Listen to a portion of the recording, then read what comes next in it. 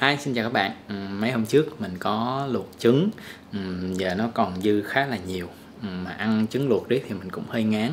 Nên hôm nay mình sẽ làm món trứng chiên cùng với sốt nước tương. Các bạn vào bếp cùng mình nha.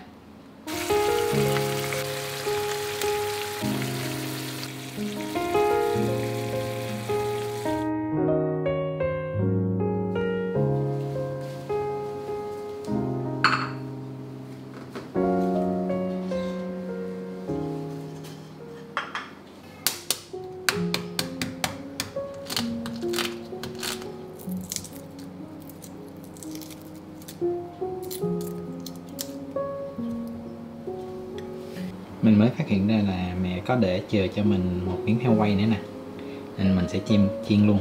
Thì coi như là vừa có heo quay nè, vừa có trứng nè, rồi xong rồi chiên lên, xong rồi sốt nước tương. Nghĩ tới thôi là chảy nước miếng rồi.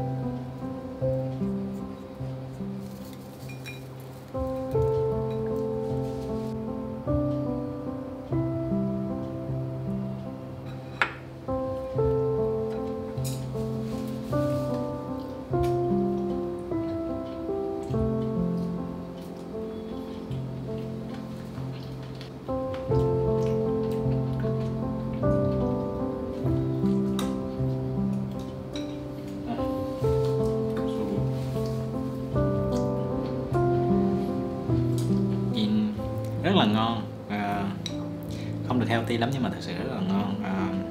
Lâu lâu thì Vân nghĩ mình có những ngày cheat day thì cũng vẫn được, không sao nhỉ.